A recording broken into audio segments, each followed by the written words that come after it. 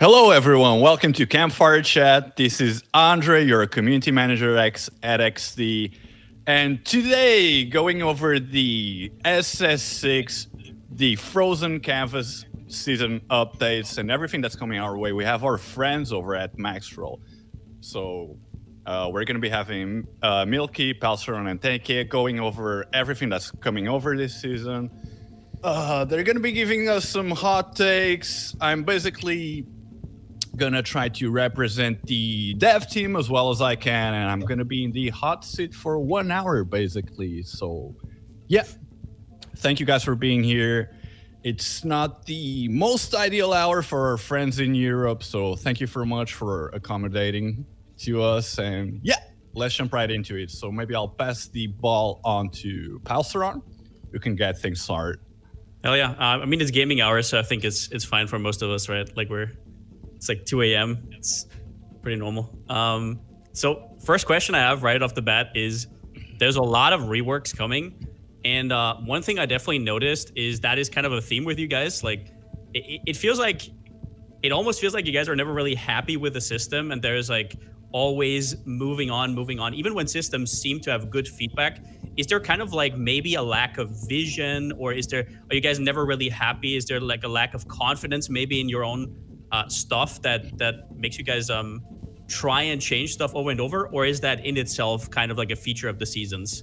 Because just to preface this, the reason I'm asking is there's definitely a nice cozy feeling about knowing a certain part of a game, and if nothing in your game is ever evergreen, to put it like mildly, then there's a certain feeling of confusion, at least for me personally. Sorry, go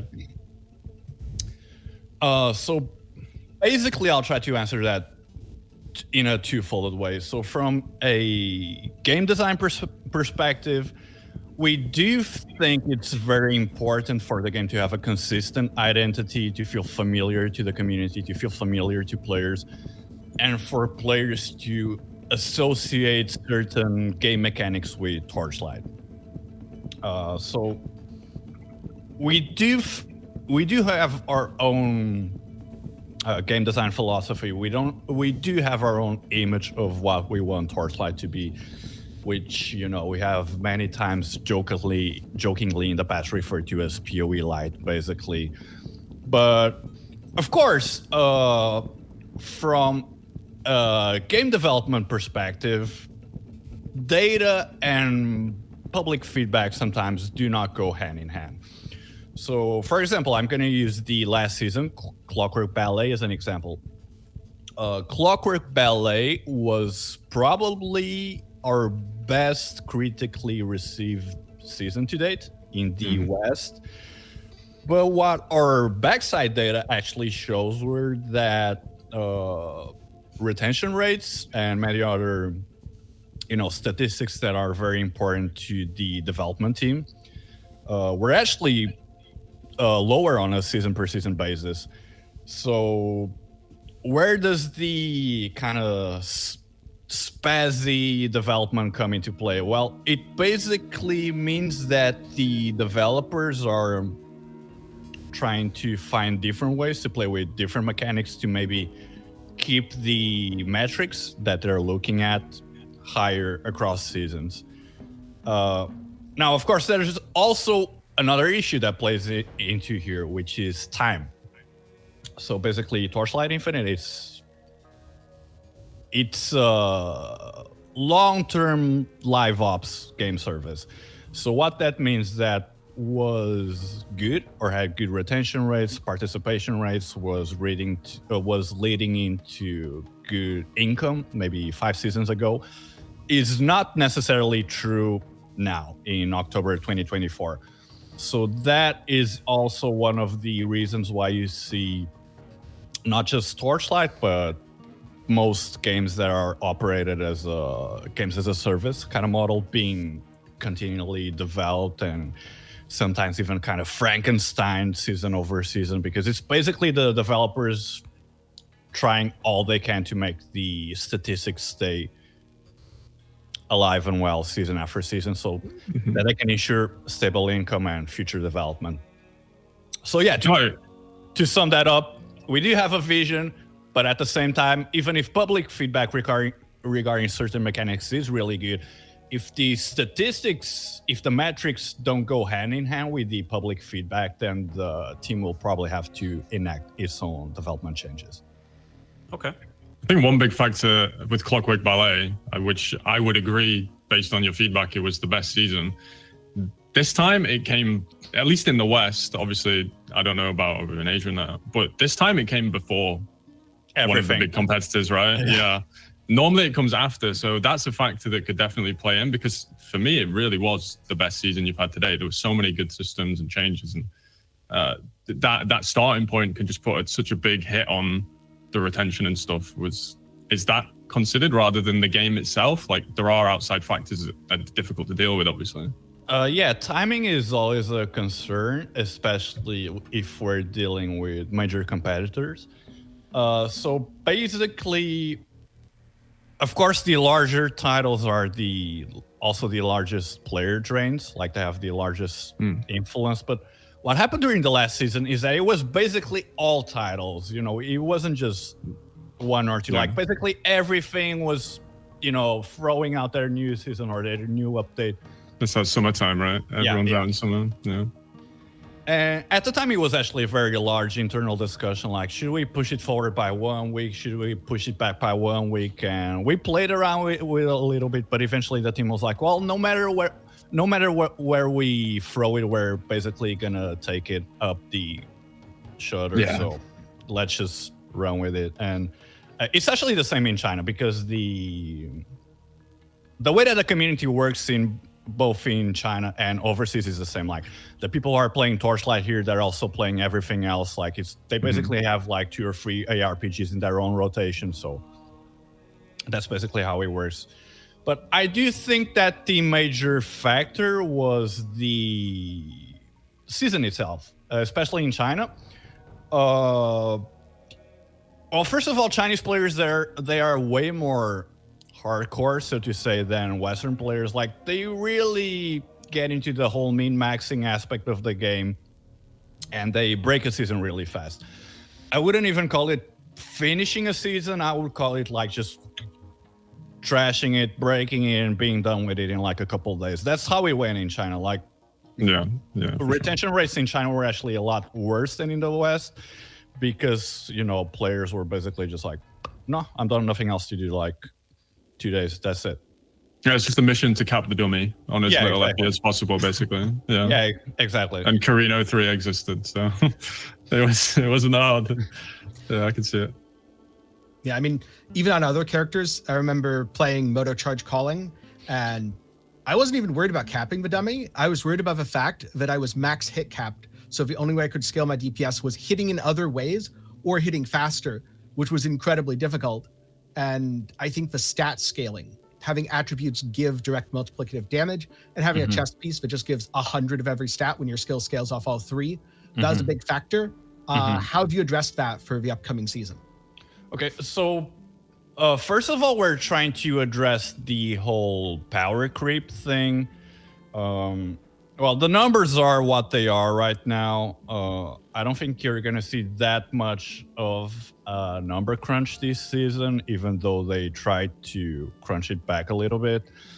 But what you're going to see is that the team tried to address the difficulty and survival requirements over the Netherrealm in general, to a point where basically just focusing on getting the highest DPS possible, and just kind of like, you know, spamming your character out through a map isn't that feasible anymore.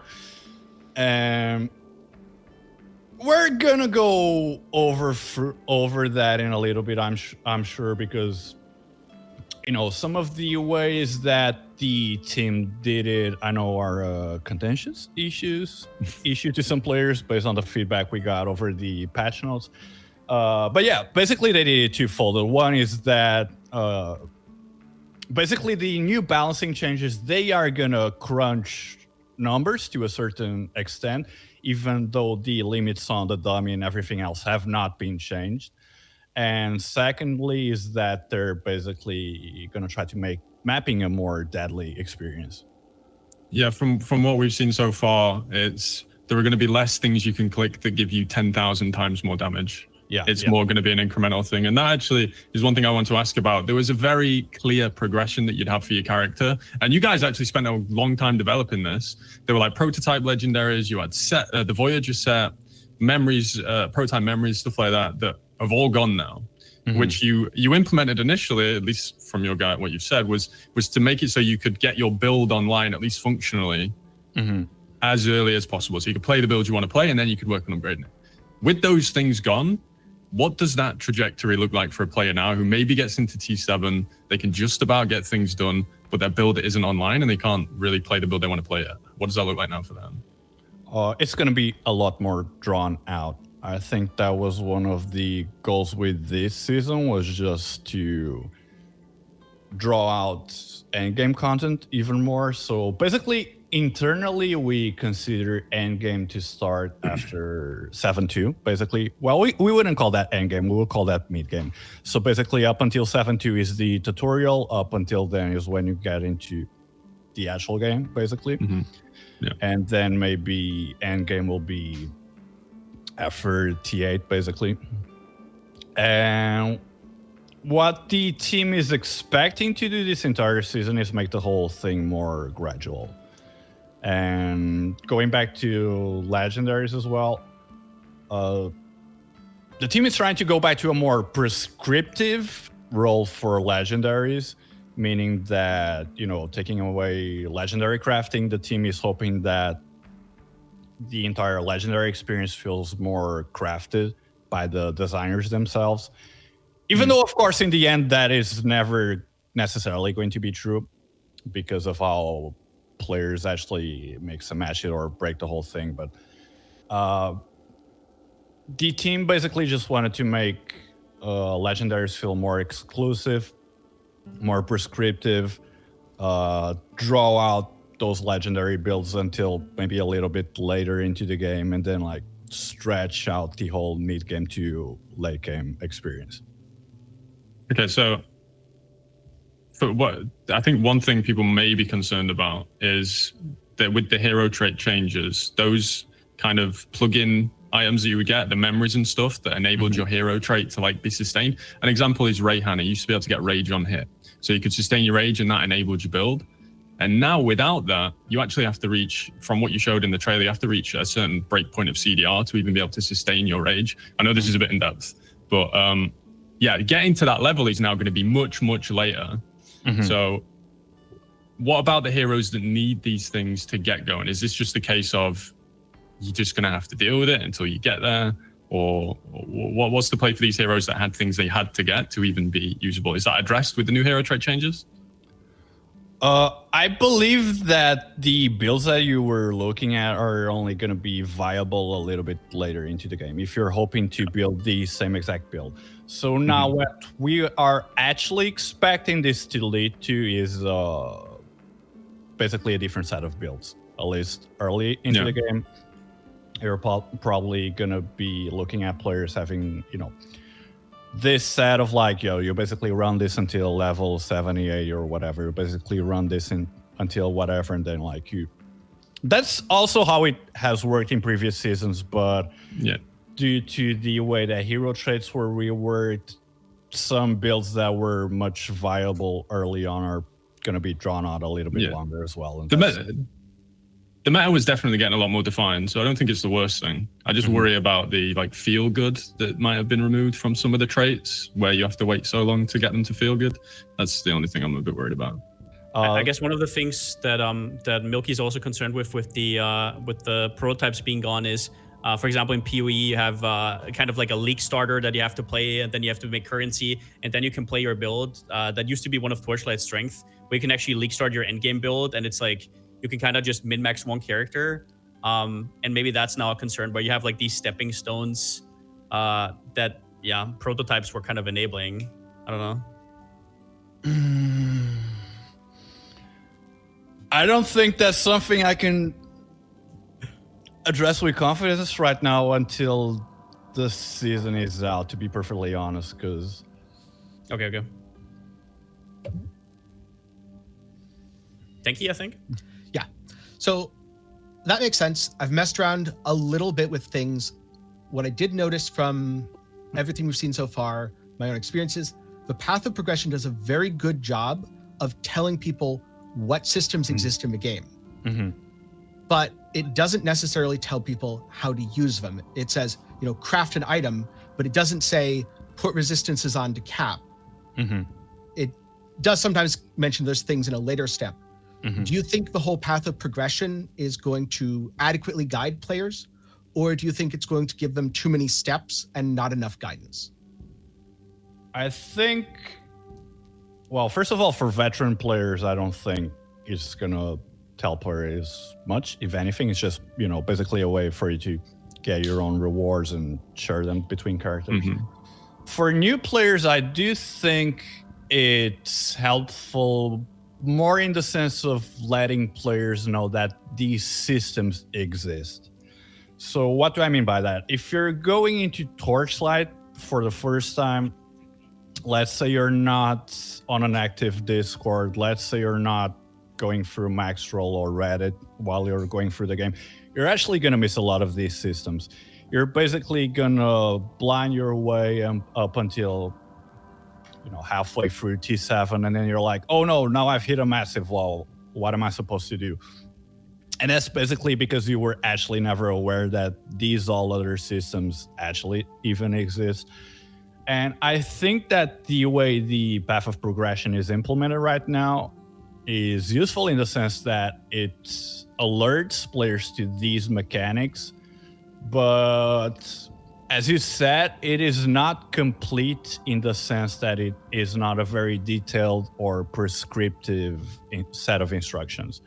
So I do think that's something that can be worked on going forward if we find that it wasn't enough of an effort to introduce players to game mechanics. But I do feel like it's a good step in the first direction to make all the info contained in-game. So, Absolutely. Yeah. So basically the way that we have the build system in-game, the way that we expanded the in-game wiki this season, we basically want everything to be as contained in-game as possible. We don't want players to be running 5 or 6 tabs. The wiki is really good as well in-game. The affix list is really good. I was going to say that. Yeah. So do you guys think actually that that's maybe something that you shouldn't just put in the or hide in the help menu that most people will never open, or maybe actually make it like a core feature? Because I see that, like, I used to have to like open the TLIDB and then Control F on body armor, Control F on boots, and like stuff like that. Seems like it's a big deal actually. That would be nice front and center actually. Yes, I agree. That will be something to discuss with the team. Interestingly enough, I think the reason why it's not that up front and center is because maybe the Chinese players do not rely so much on it, because God knows why they know the entire database by head, basically.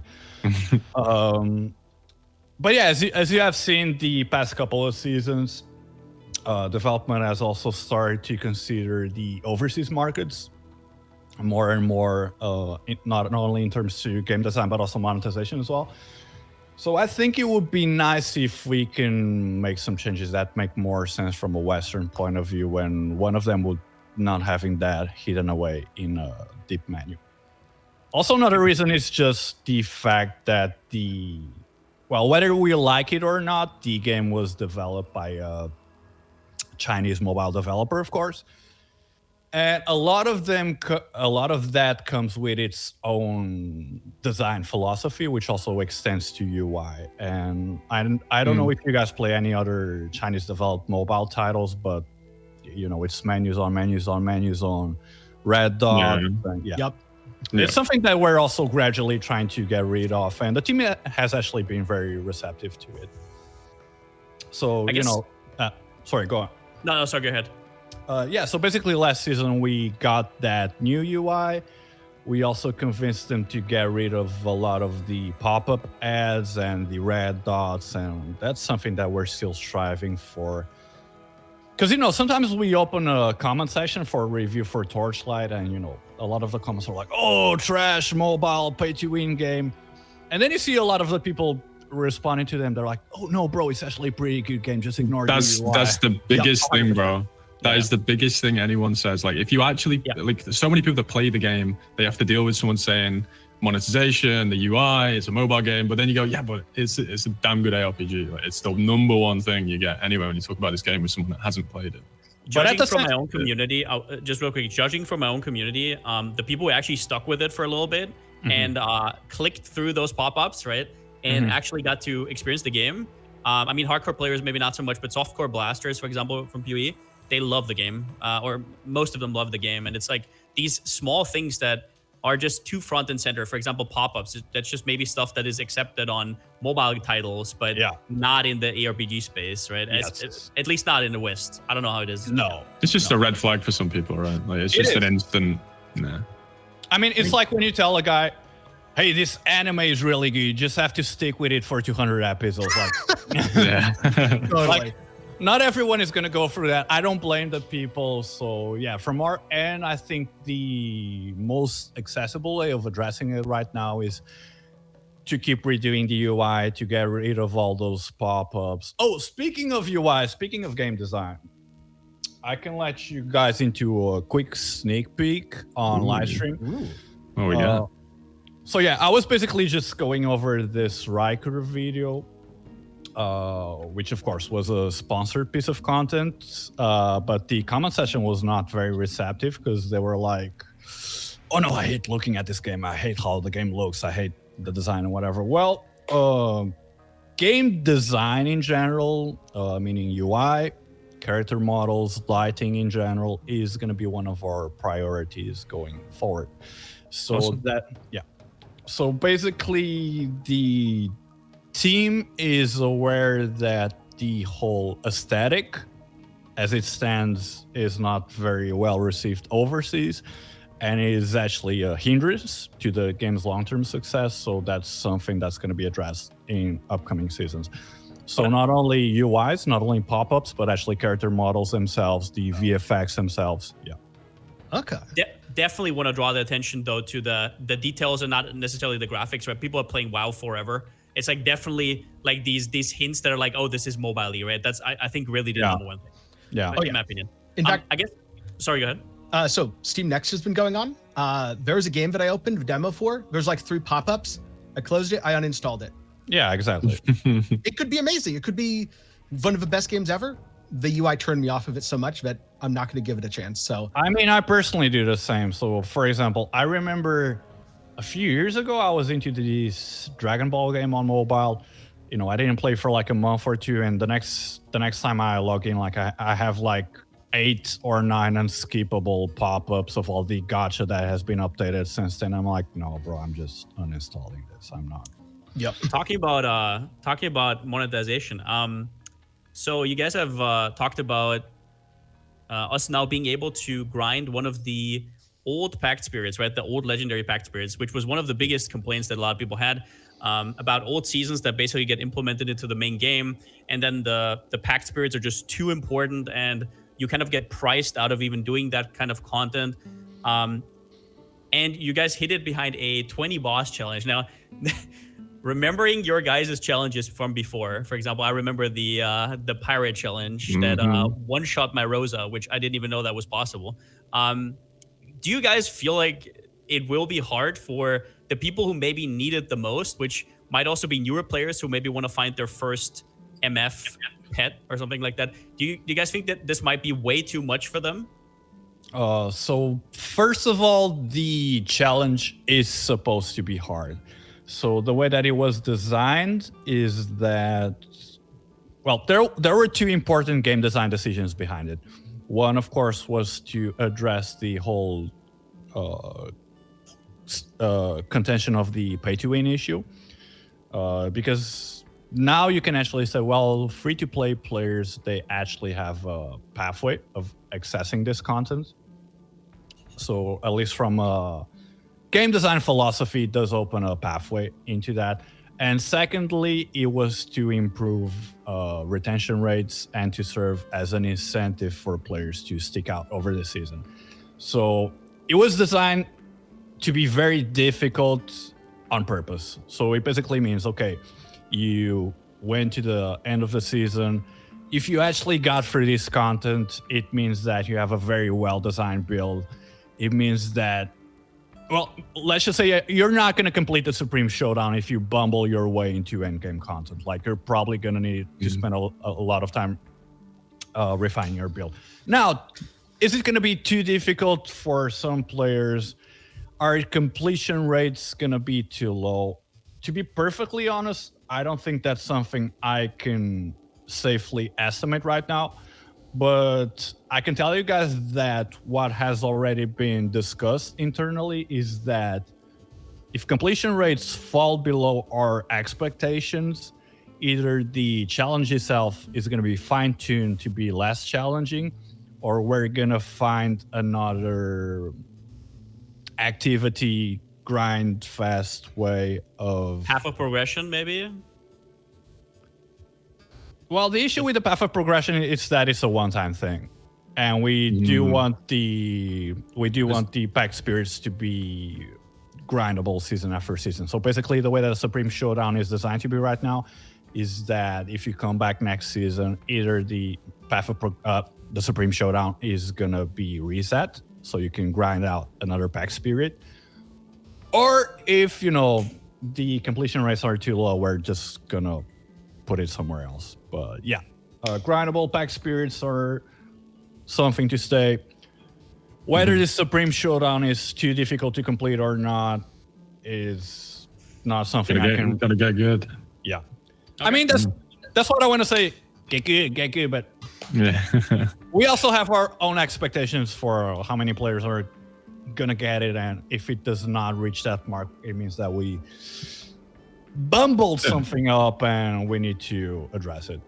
Yeah. I guess it would be interesting to see in the data if it's actually like a win-win that you introduce people to legendary pets in that way, kind of give them like a little bit of a taste.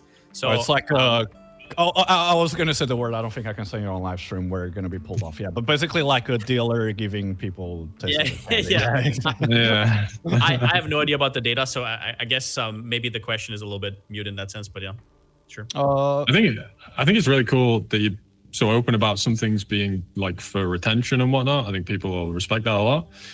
You've mentioned two things now that are designed to draw out the process, give people an incentive to play for longer. You're reducing move speed, skill radius, that kind of stuff. So the game is going to feel maybe slower. How long do you how much I'm trying to find a way to put it. How much longer is it going to be? Like, I was getting to time mark 8 Traveler and killing that and being in TA within 10 hours or so with my character running. How long do you expect people to take now to get to those points and maybe even finish the Supreme Showdown? Do you have a goal that you want people to have for that? I think for Western markets, ideally, we are looking at something like an average completion time of 10 days, basically, ideally. In China, it's probably going to be closer to maybe, I don't know, 3, 4, something like that. Dude, that's that much better than us. Is that what you're saying? 3 times better than us. Chinese players last season were basically, clearing out everything in less than 2 days, so... I mean, when I tell Western players like, hey, Clockwork Ballet, it was too easy, players were basically done too fast. They're like, no, it wasn't too easy. I like how it felt. Like, FE drops were on point. I like how everything felt. And I can understand it, but the difficult decision for us is that both regions are actually using the same build, and the trade house is actually merged right now. Yeah. So we can't be running both regions on different builds, and that's basically the difficult thing to manage at this point. Dude, it's something I noticed with a lot of people is there's so much, like, especially last season, you said with FE, there's so much dopamine in this game. It's like so fun to play. You end up playing for like 12 hours a day and then you burn yourself out, and that's why people maybe stop playing quite quick. It's because you love the game that much. It's not necessarily you don't like the game, you don't think it's good, it's you like it that much, you burn yourself out and you end up playing way too much, way too fast. I know I do that. Well, I really like that season for the same exact reason, because I'm definitely not a hardcore ARPG player, so I really enjoy the way Torchlight works, especially last season, which is like this. It almost felt like, those retro, what do you call it, like shoot 'em up, horizontal 2D kind of games, isometric. Yeah, shmup. Yep. It's like the whole thing was like a dopamine frenzy, and like for someone like me, it's like I can't get into PoE for the same exact reason. Like PoE to me is like too analytic. It feels like I'm an accountant by trade. I don't want to feel like I'm back to work when I'm playing. Okay, so that's why I enjoyed Torchlight so much last season. But I guess the same exact gameplay for players who have been with us for 6-7 seasons might not be deep enough, which is kind of an oxymoron, because in the first place we're trying to cater to players who are looking for a lighter experience compared to what else they have in their rotation, but we're kind of stuck between, how do you say it in English, between the sword rock and a hard wall, place. a rock and a hard place, because you have to cater to both audiences. You have to cater to basically these people which are looking for something lighter and faster in their rotation, but you also have to cater to this portion of like really hardcore loyal Torchlight fans who also happen to be big spenders, and they're like, no, I want more horror content.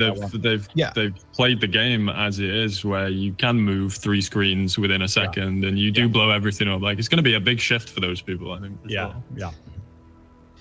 And actually, that's a good point, because one of the biggest struggles with Torchlight historically has been that jump from T7 to T8, or from near space to deep space. Have you done something specific to address that in this season, where the gap is maybe smaller or not as exponential? Or do you feel like it's still going to be a potential pain point at the top end? It's first of all, it's always let me see if I can show you guys the curve. So basically the way that our progression curve looks from the back end is like, up until T7, it's very gradual. Then players get to 7-2, and it's like the first plateau. And then players are kind of here for a little bit. Then they get to, T8, like maybe quick jump after they get their build in order, and then they kind of plateau again. And that's how we kind of expect endgame to always go. Each of the plateau blocks are always going to be expected to be the point where you're like, okay, now I need to go back and evaluate what's going on with my build, what do I need to work on. The big difference right now is that Profound Time Arc 8 and Deep Space are going to be more profitable. So even though the difficulty might never be a perfect gradient, it might always be a slight jump. The main difference is that you're not going to find yourself stuck grinding at lower time arcs just because it's more profitable, meaning that even though the difficulty jump might be similar, the profitability itself is not. So in a sense, that is going to make the progression smoother. Does that make sense? You're basically gonna get more out of actually running Time Arc 8 and Deep Space. That could be a big. Go on, Paul. I think you're going to say the same thing I'm going to say anyway. I guess, is there, I'm going to ask it the other way around. Is there a reason why we can't have like more steps in between where people maybe don't give up because they're like, I'm so far away from 7 to 8, which is like the difference between 10 mil and like, I don't know, 300 mil to maybe running comfortably, or billion or whatever it is at this point. Is there a reason why there's nothing in between? Are those, because those, like, you at least give people like the illusion maybe of making progress in between, like having smaller steps? To be perfectly honest, I think it's just a game design decision. So it's expected to be part of the gameplay cycle to basically hit that mark and then grinding out there, just work at things there before you can make it to the next one. So in Chinese, they use a word quite often called graduate. So that's kind of the way that they think of it in a game design perspective. So basically you hit a certain check mark, you hit a certain block, and you're supposed to work at it until you graduate. So to answer your question perfectly, I think it's just a game design philosophy choice. There's, yeah. Any concern people might get left behind there? You're making it more rewarding to be ahead for someone that's already behind and maybe struggles to get ahead. Then the economy is obviously going to be a bit more difficult for them if the people who are already ahead get more, as well as get more than they were before, even though it's more than more. So is there any worry about people getting too left behind? Especially when you said it's going to be a bit more of a slog to get your character up and running? It is an internal concern, yes. Yeah. Okay. So one of the... Well, to be honest, we're not that concerned about players themselves. We're not concerned about actual players ruining the economy. But a large internal concern is so-called studios. What do you call them in English? Like mine farms? Oh, okay. Yeah. Yeah. Bots, mine farms. Those might be a bigger concern this season. So that's something that we're gonna be cracking on harder from the start of the season. We don't think that the changes in profitability to Profound Time Mark 8 and Deep Space are going to be enough to ruin the scaling of the economy or profitability between players. At least, at least a couple of weeks into the season. Well, 1 week into the season. After that, yeah, if you're 1 month into the season, whatever, yeah. But bots are definitely a concern. Yeah, that's something that we have accounted for, and it's going to be something that we're going to try to counteract harder this season. Of course, a lot of players say, well, bots are part of the game's economy. Bots keep these games running. Well, not necessarily. They can also very easily break games economy, especially in a... No, you can sometimes see it on the auction house if you know where to look. You can definitely see it. Yeah. Whoa. I think, Milky, you had a question about crafting? Yeah, absolutely. So crafting has gone on a wild adventure since season 1. And almost circular in the way that we're coming back to a much more deterministic way of crafting items. Now it seems like you get a base and you can work at it over time. You are never at risk of kind of ruining that item. Are there any concerns? It sounds negative, right? But are there any concerns that the crafting is now just a resource grind rather than kind of knowing how to make the item, getting lucky? Those things are kind of out the window now. Now it's just, if you get enough resources, you can make exactly what you want. Well, first of all, I wouldn't say that crafting is totally deterministic right now, because you still have other systems going, such as corrosion. So in a sense, it's not 100%, prescribed deterministic grind. But what you called luck was what maybe some other players would call frustration. And that is basically one of the aspects that we were looking to get rid of with crafting going forward.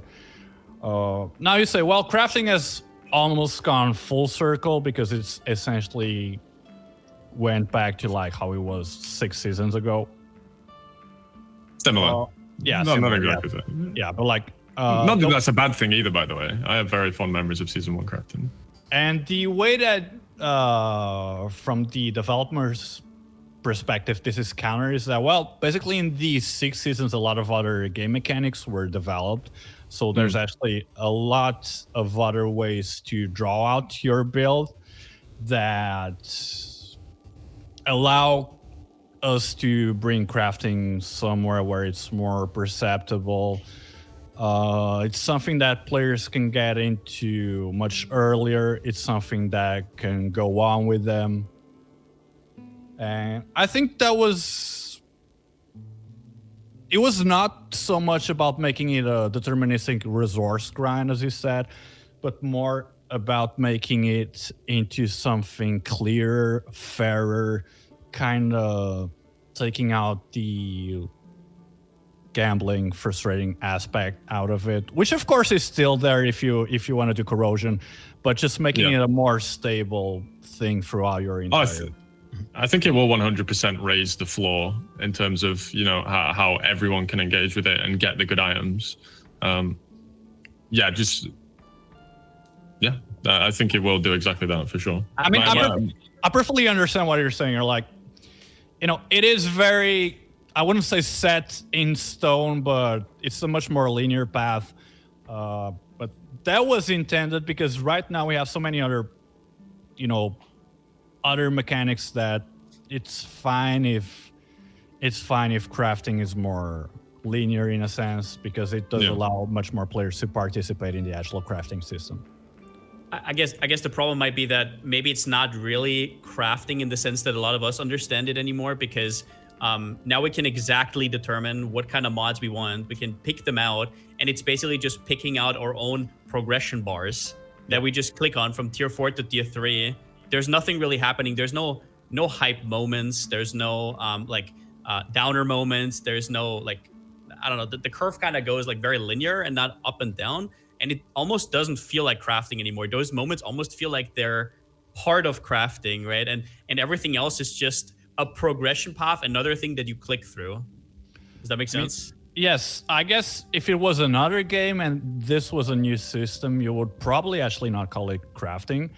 It would just be called maybe empowerment, something like that. It would be the kind of thing that you just go to a blacksmith and they, you know. But that's something we are comfortable with for this season. We kind of just want to pull back the complexity on crafting in general, and you know, it's Torchlight, so let's run with it for a season. And there's a 50% chance that in 2 or 3 months you're gonna see me on stream saying how crafting has been completely revamped again. Yeah. So you're saying that I crafting expect might nothing less. still get upgraded to tier 0. You guys just do this so you have stuff to do, by the way? Is that like the real? Is that like the real purpose? We need we've got the season ready. We need to do something. Just let's mess with crafting. Why not? I think that goes back to the first question that you asked on stream. Like, what are you guys doing? Why are you running on in circles? Why are you changing everything? Well, basically, 1 is to keep metrics high season over season. 2 is like, well, the way crafting worked in 1 season, even though the system was good in isolation, so let's say this system was like on a blank piece of paper, it might look good, but when you actually have it interacting with 100 billion other convoluted game mechanics, then it's like, oh, it actually doesn't make sense anymore, and players didn't like it. I guess to put a point there is these systems exist already, right? The systems where you just get passive points and you just put them in. Crafting is always a little bit separate from that, right? So it's weird that you would bring crafting at like the same level, kind of, I guess. But I don't know exactly, so I won't knock it till I try it, right? I don't think it's to keep busy enough to directly answer your question. Yeah. Okay. So I guess one more thing I wanted to ask about is like the new support gems, right? That we have in slot 3 and slot 5 now, if I remember correctly. 3 and 5, yes. Yeah, so as I understand, some of the base mechanics of skills have been taken from them and put into the supports, and in other cases, they're just completely new effects that you can kind of choose. Do you guys have any concerns that maybe this could go similar to maybe PoE threshold jewels? I don't know if that tells you anything, where basically those are jewels that you can put in and they change your skills effect, and either it's OP or it's unusable, and there's really nothing in between. Do you guys have any concerns with that, with the very specific support gems for skills as well? Well, so first of all, it is within our expectations that the new support gems for skills will lead to a certain power creep coming from skills. And that's one of the reasons why so many other game mechanics were nerfed, is that we not only wanted to kind of crunch numbers down for this season, but we were also accounting for the possible power creep that's going to come from the skill gems themselves. the way that game QA and game design works is that hopefully we won't see a massive divide in which skills are going to be useful or not. The reason that we actually introduced this system was because we wanted to revitalize a lot of the skills that weren't getting a lot of love or use in last seasons. So, for example, what you saw in the last couple of seasons were that skills were actually a very prescriptive build. So you basically just, had players going for the best skills, which was a very short list. And what we were trying to accomplish with this is make a lot more skills viable, basically. So, yeah, we're not. Well, the design philosophy was that more skills are going to be viable, basically. Are we going to see some overpowered skills, some skills get left behind? I think that is something that in practice can never be avoided.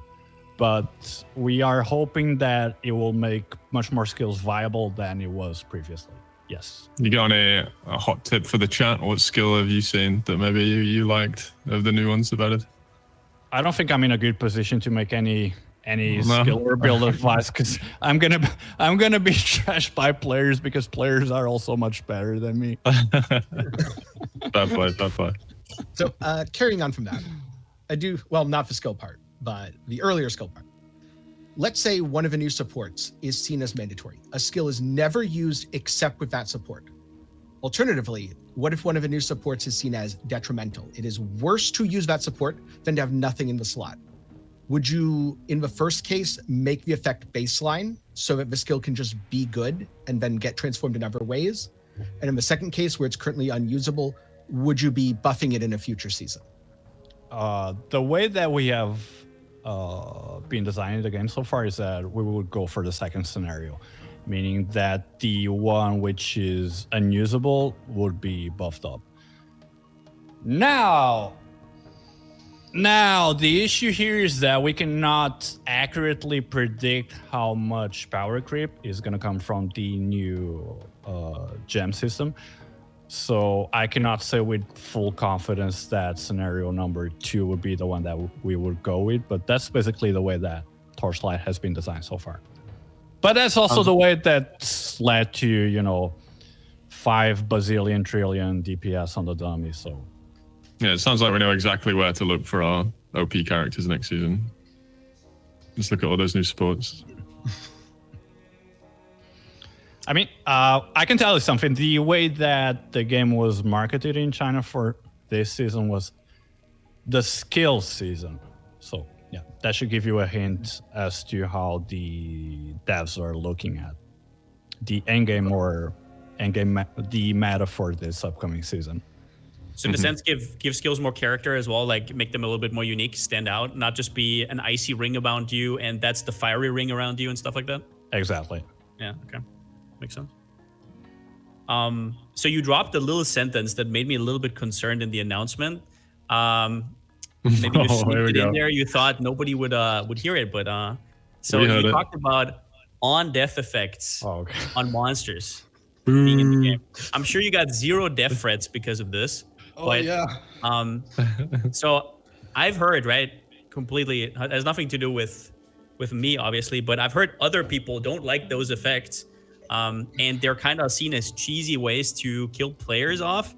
I'm just reading this off here. I obviously don't think that at all, but do you maybe, can you explain the thoughts behind introducing on-death effects? Okay, so first of all, going into this question, I'll make it very clear that my DMs already blew up over this, especially yesterday after I posted the patch notes, which made it very clear that on-death effects are going to be something. Now, the reason behind introducing them to Torchlight was to... Sorry, I just realized the answer to your t-shirt is on death effects. So the reason to introduce them was twofold. One was to make mapping less monotonous. So in the eyes of the developers or certain players, endgame mapping was very monotonous. Like players were just complaining about droning out, basically not even looking at their screen anymore. They were basically like, hey, I'm watching something else on monitor number 1. I'm just speed mapping through monitor number 2. And the second reason was just to increase the overall survivability difficulty and requirements for Netherrealm mapping. Now, let me phrase this in a marketing friendly way. I don't want to say how annoying is it going to be. How much of a thing is it going to be in mapping? Well, I can tell you right now, if players find it too, it's not going to stay here. That's basically what I can tell you very safely at this point. If we've been with Torchlight for a long time.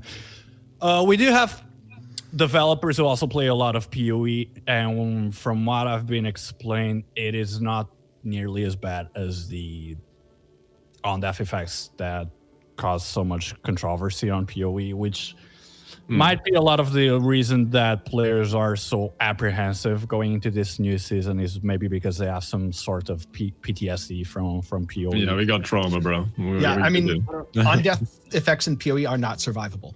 Yeah, You can have the tankiest character dead. I actually think that's even worse in Torchlight, because Torchlight is actually more fast-paced on average than PoE when it comes to mapping. And what happens in these kind of games is you want mindless grind, kind of.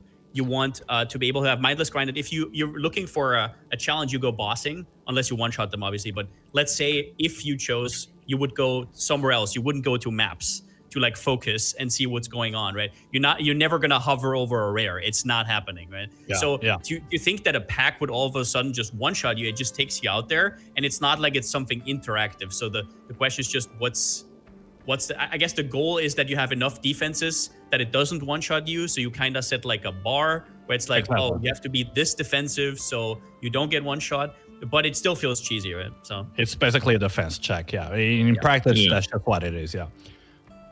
It's kind of how the Watchers were before, right? That's exactly how they felt. They felt like a defense check, like a cap on you have to have this much defense, or it's going to feel bad to run this content. Exactly. Well, what I can tell you very safely right now is that if it's too harsh, I can push on the developers on it, and that's basically all I can guarantee at this point. I still don't think it's going to be as much of a hard check as it was on PoE, but I do think it might be more perceptible in the sense that Torchlight was originally more of a frenzied, high-octane, super fast mapping experience, and in a way this kind of goes against it at a first glance, but I think that is what the team was hoping for this season. They were hoping to kind of shake out the mapping experience for endgame. Yeah, I'm sure it's going to shake a lot of people up, yeah, for sure. Another shake-up you've done is hero traits. You have done an overhaul of basically all of them from what I've seen. Are they all keeping their identity, or is there or are any of them getting full reworks? Do you think you've hit the mark on keeping their core gameplay and what they're good at? So basically they are keeping their own identity. They haven't really been reworked in the sense, but what we have tried to accomplish is lower the entry bar for the whole hero trait system. So basically what this means is that players are going to be able to usefully interact with this mechanic much earlier into the game. And of course, in that regard, we had to sacrifice some depth because the two go hand in hand, and that is something that could not be avoided. So what you're going to find is that after you build out your hero traits to a certain point, you're of course going to have a lot less depth and complexity than you had in previous seasons. But we thought that for the major user base, that would be a net positive, because it would actually encourage more players to interact with the system, which is something that was not up to par according to our data, basically. So I think regardless of strength of them, after looking at them, they do all look much easier to understand, and you kind of know what that character is going to do. I think you have hit the nail on the head with a lot of them, for sure. Yeah. Of course, it's a concern that some players are going to find them less, I wouldn't say less complex, but less customizable, which they are. But I do think first of all, our main goals were making them more perceptible and while keeping their identity. And I think in that regard, we achieved what we strived out to do. Sounds good. Is Rosa dead, or am I good? Or... Is it over? We're not going to talk about Rayhan. I can only give you the official team response, which is all heroes were balanced very carefully. Our team took great attention to balancing every possible build, and we're going to ensure you the best possible, most well-balanced experience going into this season. It's over. I actually, funny one. I actually asked about Train, because I did see you bring that up, and it's dead, bro. I've already seen it's gone. The team assured me that Train is going to be viable. So you need to have an amount of cooldown reduction for it to be viable now. But I know that cooldown reduction is a much more aspirational stat now. Mm-hmm. So maybe late game, maybe a weekend or so. We'll see. I mean, as the train conductor, I have to try, but yeah, it's winnable, but much harder together. It is. Well, in theory, it is still viable. That's what I can.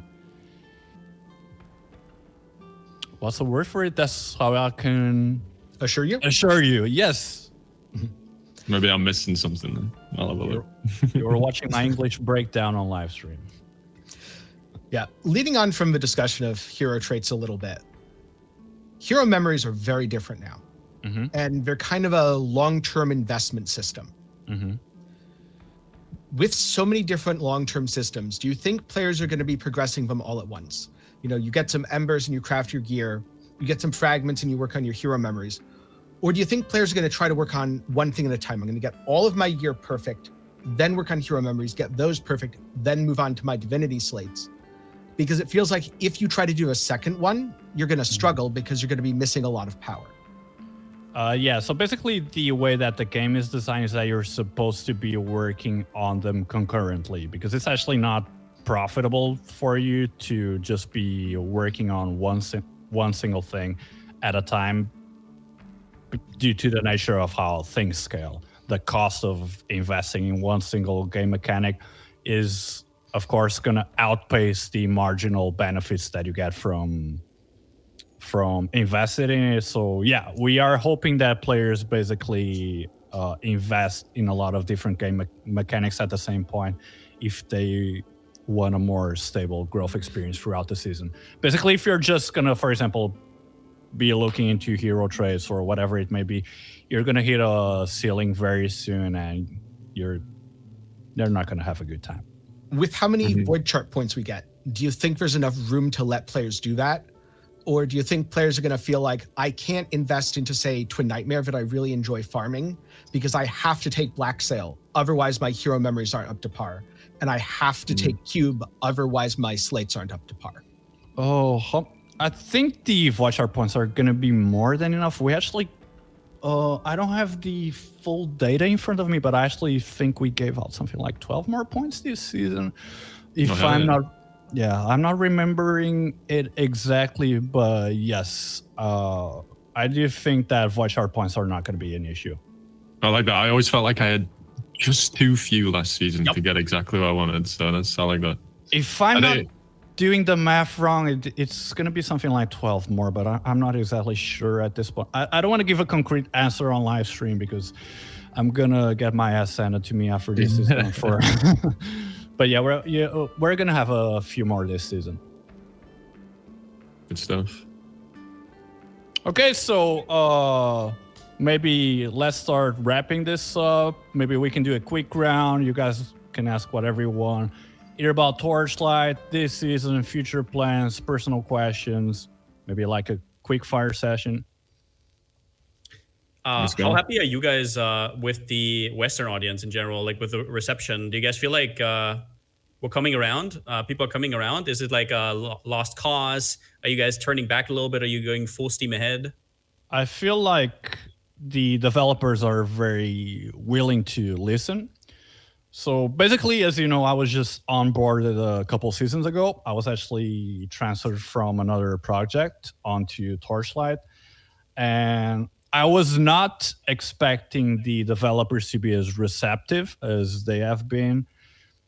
I've been trying to do things a little bit differently compared to the past.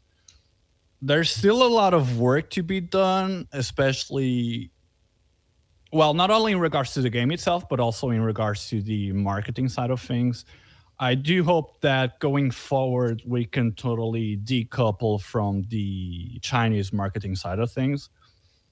So, for example, as you might have noticed, the teaser, for example, the game teaser for this season was not something that I would have personally liked to see published for a Western audience. But as the content pipeline is set up right now, is that we still get all our teasers from the same team, and they're global, basically. I do hope that we can continue to differentiate both markets going forward so that we have a totally separate content pipeline. And what I can tell you as a community manager is that the game producer itself, so I do not mean a random person on the team. I do mean the lead designer, the producer. He does talk to me relatively often. He asks me how things are going. He asks me for feedback on how players are reacting to this and that. He sometimes personally goes through the YouTube comment section, which is something that I was really not expecting going into the game.